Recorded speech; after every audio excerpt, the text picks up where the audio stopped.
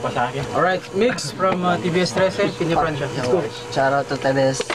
Para sa akin, OT. Parehas silang maganda preparation for both of them. OT. Influenza from sequel, China Punk. Ang boto ko, parehong magaling. Round 1, round 2, kuwang-kuwa. Kailangan ng OT. Let's go, Kenzie. Yo, Kenzie, stick to one. Sa akin kasi, yung mga bara nila, binibilang ko kung ilan yung mga pumasok na punchline. Round 1, Genius. Yung mga bara niya, pumasok na punchline. Para sa akin, 3. Kay Blanco, sa round 1, mga bara niya, pumasok na punchline, 4. Sa round 2, Genius, pumasok na punchline sa mga bara niya, 5. Tapos kay Blanco naman, ang pumasok na punchline niya sa round 2, pumasok na punchline is 4. So, round 1, Blanco, round 2, Genius, OT ako. Overtime. Let's go, Jump from Matalam Crew. Let's go. Yo, Jam nga pala. Sa 2 rounds na yun, parang I can't make a decision. So, I have my vote OT. Overtime. Last judge pa natin, Joby Neke. Blanco versus Genius. Kung magmasdan niyo yung mga rhymes ni Genius, grabe, ang talino ng mga rhymes na binitawan niya. Hindi niyo lang masyado napansin kasi medyo serious yung ano niya. Pero malalim talaga yung ano niya. Tapos versus kay Blanco, maganda yung binitawan. So, kulang pa talaga, medyo bitin pa tayo. So, OT. Saito, ikaw ba yan? Alright. So, overtime. Make some noise again. Alright, patas ang laban. Lahat overtime. Nakita naman natin, pwede natin balik-balikan yung views natin sa YouTube. It's between Genius and Blanco. So kanina ang nauna si Blanco, no? Ay, si Genius ang nauna. So ngayon, ang susunod naman na mauna ngayon overtime is Blanco. Alright, time tayo sa minuto. Sa minuto lang tayo, hindi na tayo lalagpas. Let's go! Blanco! Go! Yo, may nunal ka. Kaano mo si Gloria? Dati nilalait ko lang to kasi mukhang aliping palaka. Pero ngayon tingnan nyo naman, ang ganda ng get up pero ang pangit pa rin niya. Wag mo ako tingnan ng ganyan, baka hindi kita matansya. Halata naman kabado ka. Huwag ka masyado magwangas, freestyle lang to. Kasi ito, alam niyo, kasi ito si Genius sa totoong buhay, napasubo lang to. Kasi kahit genius ka, wala, hindi ko na alam bibigas ko, time. Time. Sayang. Let's go. Genius. Genius, isang kotabatenyong batang henyo laban sa isang utak na Blanco. Tangina sa sobrang itim, nag-iiwan ng fingerprint sa uling.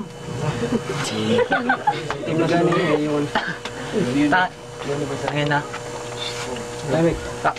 Tingnan nyo nga itong mukhang to. Kawawa masyado. Parang pinaglihing Aling Junicia tsaka si Saito. Tangina, ba't nagsapatos ka pre? Ano bang meron? Porket nagkaroon ka na ng battle, sasapatos ka na. Mamaya sasapatusin kita dyan eh. Yo. Real talk, nanay mo pokpok. Tatay mo pusher, kuya mo killer. Pero buti na lang, naging matino ka kasi rapper. Ay, baka hold upper. Pangin naman pre, freestyle lang to. Sa sobrang bobo mo kasi 10 seconds. Ay, sa sobrang tanda nito, walang history class to. Tangina nung pumasok sa klase ng night class, inabsent na ng teacher kasi ang itim. Kawawa ka naman pre. Ayaw na kitang laitin. Time. Okay, Kutita, make some noise! So, anong nangyari, OT? Parang nahihirapan pa rin ako mag-judge. Pero kung pagbabasihan mo ang batayan ng oras na nasayang, mas marami na ibanat si Genius ng Rheumatology kesa kay Blanco. Kita naman. So, kitang-kita ang laban, sabi nga nung isa, pero boto ko pa rin kay Genius. Okay, Mix. Yo, Migs, sa flip top, syempre mga bagong liga tayo dito. Pangit yung sayangin ng oras, pero ganda yung flow mo pre, pero genius pa rin. Jam, Matalam Crew. Yo, Jam nga pala. So, Blanco, Kaya parang medyo ka na blanco doon. No? So, I have made a decision.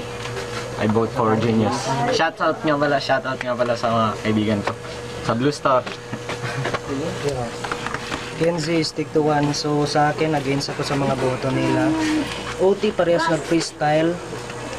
Mas lumamang yung mga fillers kaysa sa mga punchline.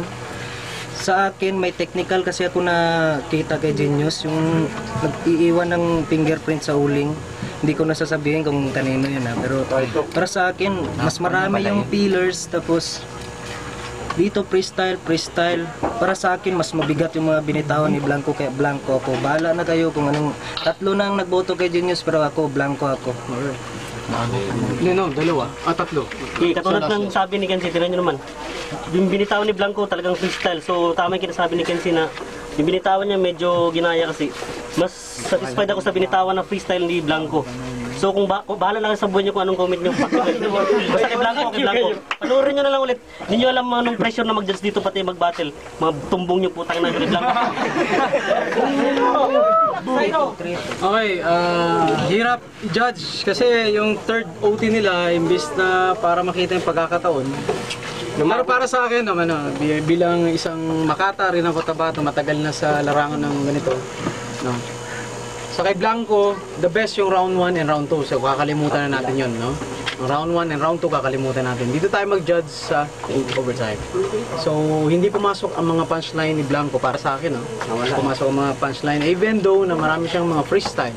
But meron pumasok na isa, yung pok-pok. Hindi ko na alam kung ano yung pok-pok na yun, di ba? Yung pok-pok kay Genius. So para sa akin, Genius. So I think Genius got this. Papalapakan, Genius! Okay, Butita. Para sa inyo lahat yan. Salamat! Like a purified water. You can't damage me cause I'm a fortified rapper. I'm a killing machine. Like a prototype hunter.